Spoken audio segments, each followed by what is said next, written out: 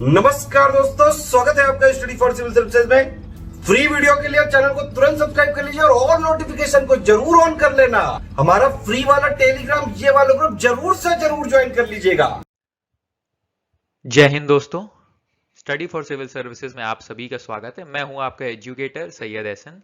हमारे कोई भी अगर आपको पेड ग्रुप ज्वाइन करने हैं तो आप इन दोनों नंबर पर कृपया कॉल कर लीजिए। इसमें आपको पूरी इन्फॉर्मेशन मिल जाएगी कि कब से और हमारे कौन कौन से कोर्सेज शुरू हो रहे हैं, उनकी कॉस्टिंग और उनके बेनिफिट्स। फेसबुक पे, यूट्यूब पे, इंस्टाग्राम पे, ट्विटर पे और व्हाट्सएप पे आप हमको फॉलो कर सकते हैं। पर सबसे इंपॉर्टेंट जो हमारा फ्री टेलीग्राम ग्रुप है, इसको आप लोग जरूर ज्वाइन करें। इसमें आपकी बहुत सहायता होगी। ठीक है, चलिए फिर आज का लेक्चर हम लोग शुरू करते हैं। देखिए, मेंस के लिए आज main planks in a counter China policy. देखिए, चाइना पे हम लोग क्वाड वाले एंगल से बात कर चुके हैं। इकोनॉमिकली चाइना को कैसे काउंटर करना है उस पर भी बात हो चुकी है। मिलिटरीली क्या हो सकता है, क्या नहीं हो सकता है, उस पर भी बात हो चुकी है। आज इन सब का एक कॉम्बिनेशन टाइप आर्टिकल आया है कि चाइना को समझना है कि चाइना चाहता क्या है और हम उसको कैसे काउंटर कर सकते हैं। तो जब इस आर्टिकल के बाद आई थिंक आप एक पूरा चाइना पे कंप्लीट एक आंसर लिखने लायक हो जाएंगे। बाकी अगर आपने एडिटोरियल्स देखे हैं तो पेज नंबर 6 पे ये article, obviously border security GS3 और GS2 नेबरहुड रिलेशंस, जब भी चाइना का आएगा तो इन्हीं दोनों में जाएगा। ऑलराइट, तो चलिए इसको देखते हैं, शुरू करते हैं। Facts and analysis. देखिए, चाइना से हमारे बॉर्डर एग्रीमेंट्स हैं 93 में, 96 में, 2003 में और 2013 में। ठीक है, और सबका ही उल्लंघन हो चुका है ये इस बॉर्डर कॉन्फ्लिक्ट के बाद। ठीक है, अब दो तीन चीजें इसमें समझिए कि अगर कोई देश इस तरह से आ रहा है तो वो क्यों आ रहा है। देखिए, China can not risk the future for territorial gains. China अगर LAC में थोड़ा सा कुछ उसको मिल भी जाए तो वो खाली एक सिंबॉलिक विक्ट्री या दूसरे पे दबाव बना के दिखाने वाला कि हम ही हैं यहाँ के शेर, इस टाइप की मेंटालिटी होती है।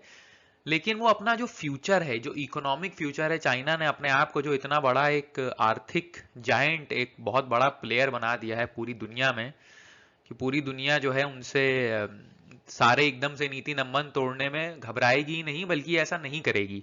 ठीक है, अभी 2-4 महीने आप कितना भी एंटी चाइना रिटोरिक देख लें, US इलेक्शंस के बाद आप देखिएगा कि काफी इसमें लोग वापस चाइना की तरफ जाना शुरू कर देंगे, क्योंकि जो बड़े देश हैं, डेवलप्ड देश हैं, उनको वहां के CEOs, जो बड़ी बड़ी कंपनीज के CEOs और डायरेक्टर्स होते हैं, उनका काफी उनको चलाने में रोल होता है, उनका काफी से होता है पॉलिसी मेकिंग में। ठीक है, क्योंकि ऑलमोस्ट उनके पूरे पूरे देश प्राइवेटाइज्ड होते हैं। ऑलराइट, हमारे देश का उस तरह का भी नहीं है, काफी चीजें पब्लिक सेक्टर में हैं। इसको आप इस चीज से देखिए कि अभी जो एयर इंडिया की फ्लाइट जा रही है वंदे भारत की, अगर एयर इंडिया सरकारी ना होता, फुली प्राइवेट होता, तो उसी चीज के वो भारत सरकार से पैसे लेते।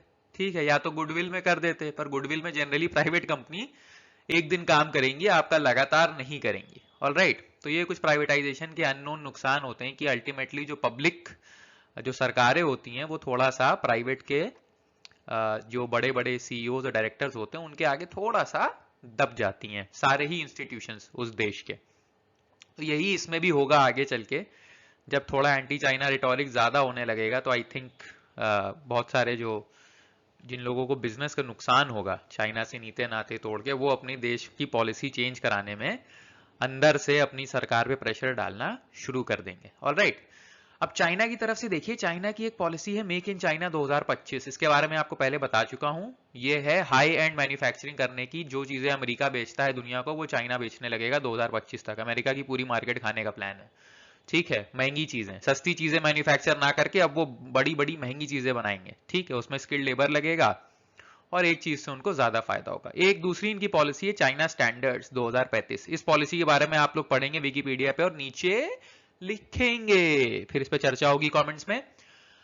अब देखिए, इन दो पॉलिसीज, चाइना कोई भी चीज शॉर्ट टर्म तो करता नहीं है, जो भी करता है लॉन्ग टर्म ही सोच के करता है, ऐसा प्रतीत होता है। तो इन दो पॉलिसीज को अगर उसको अपने उसमें कंप्लीट करना है, इस पे अगर उसको स्थिर रहना है, तो वो कोई भी टेरिटोरियल गेन्स के लिए या वो एक वॉर के लिए जिससे उसकी इकोनॉमी को ज्यादा नुकसान हो, इस तरह का कोई भी हरकत चाइना नहीं करेगी। तो बेसिकली ये लिमिटेड कॉन्फ्लिक्ट है जो चाइना ने सिर्फ एक अपना रुतबा दिखाने के लिए, जो भी LAC हुआ है वो करने के लिए हुआ है। वो किया है। ऑलराइट, तो अब देखिए भारत को क्या करना चाहिए। इसमें बहुत अच्छे से जो आर्टिकल में समझाया है भाई साहब ने, उन्होंने बताया कि इंडिया को 3 या 4 तरफ से चाइना को कैसे घेरना है। ऑलराइट, नंबर 1 है मिलिटरीली एक माउंटेन स्ट्राइक कॉर्प्स डिवीजन होता है, ठीक है। इस पे बात चल रही है बनाने की, जो पहाड़ों में आपके पर्सनल होते हैं आईटीबीपी, उसके लिहाज पे एक माउंटेन स्ट्राइक कॉर्प्स हो जिनकी एक एबिलिटी हो पहाड़ों में उस टेम्परेचर पे, उस ऑल्टीट्यूड पे, उस ऊंचाई पे, कम ऑक्सीजन में वो वहां पे लड़ाई कैपेबिलिटी रख सकें और एक परमानेंट इंफ्रास्ट्रक्चर भी वहां पे बन सके। इसको एज इट इज आपको लिखना है माउंटेन स्ट्राइक कॉर्प्स, ठीक है, डिवीजन की स्थापना। दूसरा जो डिप्लोमेटिक तरीका है, ये देखिए सब टाइटल्स में रहेगा, ये मिलिट्रीली लिखेंगे फिर आप डिप्लोमेटिकली लिखेंगे, ठीक है। Create international opinion in support regarding border violations, ठीक है। राजनयिक सीमा उल्लंघन के बारे में समर्थन में अंतरराष्ट्रीय राय बनाए, ठीक है। देखिए जो फ्रीडम स्ट्रगल के टाइम पे आप लोग ने बार बार पढ़ा होगा कि लोगों का एक ओपिनियन क्रिएट करते थे मॉडरेट्स जो लीडर होते थे, कि लोग पॉलिटिकल ओपिनियन अपना रखें और एक सामान्य ओपिनियन रखें अंग्रेजों के खिलाफ। वही चीज हमको यहाँ आज करनी है डिप्लोमेटिकली। अलग अलग देश के जो अलग अलग फोरम्स हैं वहां पे हमको एक ओपिनियन क्रिएट करना है कि चाइना ने बॉर्डर वायलेशन किए हैं, ठीक है। एक जब ओपिनियन क्रिएट हो जाता है कि एक देश बॉर्डर वायलेशन कर रहा है दूसरे देश के साथ, तो फिर एक इंटरनेशनली उस देश पे प्रेशर पड़ने लगता है। ऑलराइट, दूसरी चीज जो इस आर्टिकल में बोली गई है कि restart the relations with non aligned movement countries. ये देखिए बहुत इंपॉर्टेंट है, नैम नॉन अलाइंड मूवमेंट, इसके बारे में आप लोग नीचे कमेंट्स में लिखेंगे। देखिए इससे हम लोग काफी दूर हो गए हैं फिलहाल, क्योंकि इसकी थोड़ी रेलेवेंस भी कम हो गई थी, मल्टीपोलर वर्ल्ड हो गया था। लेकिन जो नैम की कंट्रीज हैं वो बेसिकली जो बड़े देश थे उस टाइम पे यूएस और यूएसएसआर दोनों के खिलाफ थी, तो इस टाइम पे भी चाइना एक बड़ा देश है, बड़ी पावर बन के आ गया है। तो अगर नैम के साथ हम मिलके दोबारा से काम करें और थोड़ा थोड़ा प्रेशर बनाना शुरू करें तो बात बन सकती है। ऑलराइट, तीसरी चीज जो है इसमें आपको एक बनाना है पीस वर्सेस अग्रेशन का। इंडिया यहाँ पे पीस होगा और अग्रेशन है चाइना। अगर ये एक बन गया इंटरनेशनल सेंटिमेंट कि चाइना अग्रेसिव है, जो कि ऑलरेडी बन चुका है, बन रहा है, और लेकिन उसमें आप इंडिया को अपने आप को बिल्कुल पीसफुल दिखाना है कि हमने कोई भी अपनी तरफ से कुछ नहीं किया। तो इसीलिए जो अभी रिटोरिक चल रहा है कि हम लोग को वहां पे लद्दाख में अटैक करना चाहिए या कुछ करना चाहिए, अगर वैसा किया तो फिर हम लोग ये वाला जो पॉस्चर है ये नहीं ले पाएंगे, फिर अग्रेशन वर्सेस अग्रेशन हो जाएगा, ठीक है। पीस वर्सेस अग्रेशन मेंटेन करना है फिलहाल इंटरनेशनल रिलेशंस में, अनलेस और कोई आगे बात बढ़े, ठीक है। अब जो सबसे बड़ा पॉइंट है जो हम लोग खुद ही भूल गए अपने देश के बारे में, show our unity in diversity. देखिए चाइना आज तक ये नहीं समझ पाया कि भारत को तोड़ना कैसे अंदर से, क्योंकि यहाँ पे सारे धर्मों के लोग एक साथ मिलजुल के रहते हैं, सारे कल्चर्स हैं, सारे फेस्टिवल्स हैं, सब लोग मिलजुल के मनाते हैं। तो अगर उसको यहाँ पे क्रैक्स दिखेंगे, ठीक है, क्योंकि आजकल हम लोग काफी पोलराइज्ड दुनिया और पोलराइज्ड देश और पोलराइज्ड राज्यों में रह रहे हैं, जैसे कि आप देख रहे हैं अलग अलग सीएम्स एक दूसरे से, और वहां के लोग भी काफी उस तरह से रीजनलिज्म वाली फीलिंग ज्यादा होने लग गई है। तो यूनिटी इन डाइवर्सिटी पोर्ट्रे करनी है आपको हर तरह से, तभी आप होके, और डोमेस्टिक जो पॉलिटिक्स होती है या डोमेस्टिक पॉलिसीज या डोमेस्टिक प्रेशर में आके आप जल्दबाजी में कोई इंटरनेशनल डिसीजन ले लें, या आपको सालों 10 सालों 50 सालों तक, इनफैक्ट हजारों सालों तक प्रॉब्लम देगा। ऑलराइट, दूसरी चीज ये है engage in Dalai Lama, with Dalai Lama. देखिए दलाई लामा पूरी दुनिया में माने हुए लीडर हैं और एक श्रोता है पीस के, और ऑब्वियसली चाइना उनके काफी खिलाफ है। तो अभी कुछ सालों से देखा गया है, 4-5 हालिया सालों में, कि इकोनॉमिक कॉपरेशन चाइना के साथ भारत ने काफी बढ़ा दिया है, और उसकी वजह से दलाई लामा का जो जो सीन था इंडिया में, जिसकी वजह से वो यहाँ आए थे और उनका जो मोटिव था वो थोड़ा पीछे हो गया। अगर दलाई लामा कुछ डायरेक्टली चाइना के खिलाफ बोलते थे तो भारत के सरकार या पॉलिटिक्स उसको ओपनली सपोर्ट नहीं करते थे, ठीक है, क्योंकि चाइना से हमको इकोनॉमिकली आगे बढ़ना था। अगर दलाई लामा जो बोल रहे हैं अगर आप उसको डेली न्यूज में दिखाओगे तो ऑब्वियसली चाइना के अगेंस्ट सेंटीमेंट जाएगा। लेकिन अब क्या टाइम आ गया, उसको उल्टा करने का टाइम आ गया है। देखिए सीधी सीधी बात जो मैंने आपको पहले बताई थी, there are no permanent friends और enemies, only interest is permanent. तो पहले दलाई लामा को हम लोग ध्यान नहीं दे रहे थे क्योंकि चाइना के साथ इकोनॉमिक कॉपरेशन करना था। अब जब चाइना बदतमीजी पे उतर आया तो अब दलाई लामा को यूज करके उन पे दोबारा प्रेशर बनाना है। ऑलराइट, तो उस तरह से आप इसको यहाँ पे लिखिएगा, यूज वर्ड मत यूज करिएगा, एंगेज, एंगेज, ठीक है। अखबार में तो कुछ भी लिख देते हैं, engage with Dalai Lama. Alright, जुड़े, इनके साथ जुड़े। ऑलराइट, चलिए आगे बढ़ते हैं। ओके, एक और आज आया था आर्टिकल मेंस का, cautious optimism, page number 6, GS4 corporate ethics.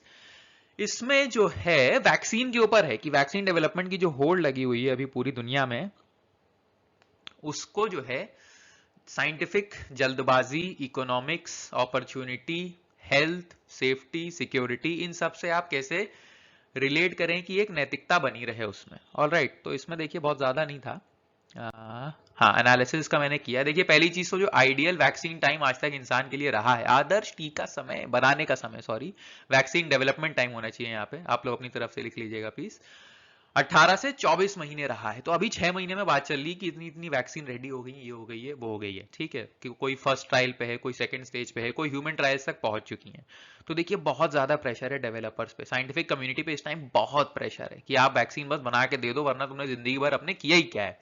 Alright, huge rewards for country and company which makes. देखिए ये सबसे बड़ा एक इंपॉर्टेंट पॉइंट है देश के लिए, जो भी देश इसको बनाएगा उस देश की पूरी दुनिया में वाहवाही होगी, ठीक है। उस देश की जो सॉफ्ट पावर है, जैसे हम लोग अपना बताते हैं योगा हो गया, और हमारी जो डायस्पोरा है सॉफ्ट, उस देश की सॉफ्ट पावर बहुत ज्यादा दुनिया में बढ़ेगी, ठीक है। स्पेशली अगर कोई बहुत ही अमीर देश इसको US टाइप का बना लेता है और पूरी दुनिया में अगर वो उसको थोड़ा बहुत कम में सप्लाई कर दें, तो उनकी सॉफ्ट पावर, उनकी बार्गेनिंग पावर बहुत बढ़ जाएगी। यही अगर सोचिए अगर चाइना बना के काम कर देता है, ठीक है, तो फिर हम लोग का साथ कौन देगा चाइना के अगेंस्ट, या अगर रशिया कर दे, ठीक है। तो बहुत ज्यादा इसमें एट स्टेक है, मतलब इज्जत के अलावा बहुत ही अपॉर्चुनिटी, सॉफ्ट पावर बहुत आप गेन कर सकते हैं, और कंपनी के लिए तो प्रॉफिट है ही है, वो तो मालामाल होना ही है उसको। अब लिस्ट में जो दूसरी बात की गई आर्टिकल में कि इतनी जल्दबाजी में हम लोग को नहीं रहना चाहिए फिलहाल, क्योंकि जो सार्स और मर्स हैं, ठीक है, इन दोनों के फुल फॉर्म आप नीचे लिखेंगे। मर्स का मैं बता देता हूं, Middle East respiratory syndrome. SARS का आप लोग लिखेंगे, ये दोनों कोरोना वायरस ही हैं, ठीक है। कोरोना वायरस एक ब्रॉड टर्म होती है, अब तक तो आपको पता ही होगा। कोविड-19 उसका स्ट्रेन है जो अभी फैला हुआ है। सार्स और मर्स भी दोनों कोरोना वायरस थे, और इनकी जब वैक्सीन डेवलप की जा रही थी तो उनके ट्रायल्स के दौरान लंग डिजीजेस, फेफड़ों की बीमारियां हुई थी लोगों को। ऑलराइट, तो कहीं हल लाते लाते और मुसीबत ना खड़ी हो जाए, वो वाली बात है। तो उसको आपको बैलेंस करना है। देखिए इस तरह से लिखिएगा, जो मैंने लाइन यहां पे समराइज की है, need to balance safety, urgency and ethics. सुरक्षा, क्या है ये, तात्कालिकता और नैतिकता को संतुलित करने की आवश्यकता। ऑलराइट, ये आपको यहां पे बहुत जरूरी है। लाइफ इज अबाउट बैलेंस, ठीक है, थैनोस ने भी बोला था। So need to balance safety, urgency and ethics. आपको पहले ये ध्यान देना है कि जो हम बीमारी का जो हल निकाल रहे हैं वो अपने आप में बीमारी ना बन जाए, ठीक है। इस तरह से इसको लिखने की कोशिश करिएगा, और इस पे एक बहुत अच्छा सा क्वेश्चन आ सकता है और आएगा एथिक्स में। अगर आपके पेपर के टाइम तक वैक्सीन नहीं आई तो वैक्सीन पे क्वेश्चन जरूर आएगा एथिक्स में। ऑलराइट, और अगर आ गई तब भी आएगा, वरना इंटरव्यू में पूछ लेंगे, तो पूछेंगे तो जरूर। ऑलराइट, तो इसीलिए मैंने भी आपसे पूछा है जरूर। ये देखिए आंसर राइटिंग, अच्छा नहीं लगता होगा आप लोग को डेली ये देख के, पर क्या करें, करना तो है ही, लिखना तो है। बिना लिखे आज तक ना कोई PCS क्लियर हुआ है ना कोई IAS। यही आप लोग को बात ध्यान देनी है कि प्रीलिम्स आपको सिर्फ क्वालिफाई करना होता है। Prelims is to be qualified, but mains में आपको टॉप करना होता है, क्योंकि उसके नंबर आपको आगे काम आते हैं। आपकी रैंक डिसाइड करेगा, आप अंदर हो या बाहर हो डिसाइड करेगा, ठीक है। चारों पांचों तरफ से वो डिसाइड करता है। आप बाहर हो रहे थे तो आप अंदर हो सकते हो, बीच में रैंक आ रही थी तो ऊपर आ सकती है, IPS मिल रहा था तो IAS मिल सकता है, ठीक है। तो प्री आपको सिर्फ क्वालिफाई करना होता है, मेंस में आपको टॉप करना होता है, ये ध्यान दीजिएगा। तो इसलिए आंसर लिखते रहिए। क्वेश्चन क्या है, vaccine development is a responsibility and not an opportunity, analyse with respect to corporate ethics. थोड़ा सा टफ सवाल है। वैक्सीन विकास एक जिम्मेदारी है, ना कि एक अवसर। कॉर्पोरेट नैतिकता के संबंध में विश्लेषण करें, तो इसको आप कंपनी के उससे लिखिएगा कि ठीक है, काफी सारी रिपोर्ट्स निकलती हैं कि फार्मास्यूटिकल कंपनी जो है बेवकूफ बनाती हैं और जबरदस्ती हम लोग को दवाइयां मार्केटिंग करके बेची जाती हैं, ठीक है। कहीं कहीं पे तो ये भी रिपोर्ट्स है कि मोस्ट ऑफ दीज जितने भी ये मास्क हैं ये बेकार थे। देखिए N95 कितना लोगों ने खरीदा 5-5, 600 रुपए का, और कल नोटिफिकेशन आ गई सरकार से कि वैल वाले मास्क तो बेकार हैं, राइट। तो कितना फायदा हुआ उस कॉर्पोरेट का। तो कॉर्पोरेट एथिक्स कहाँ है इस सब में? ये आपको चीज पहले बतानी चाहिए थी, पहले दिन बतानी चाहिए थी। कंपनी बनाती गई, लोग खरीदते गए 5-5-600 का, राइट। तो इसको लेते हुए ये आंसर लिखने की आप लोग कोशिश करेंगे और आई एम श्योर आप लोग बहुत अच्छा आंसर इस पे लिखेंगे। ऑलराइट, चलिए फिर आज के लिए इतना ही है, अब हम लोग मिलेंगे कल। ऑलराइट, थैंक यू एंड जय हिंद।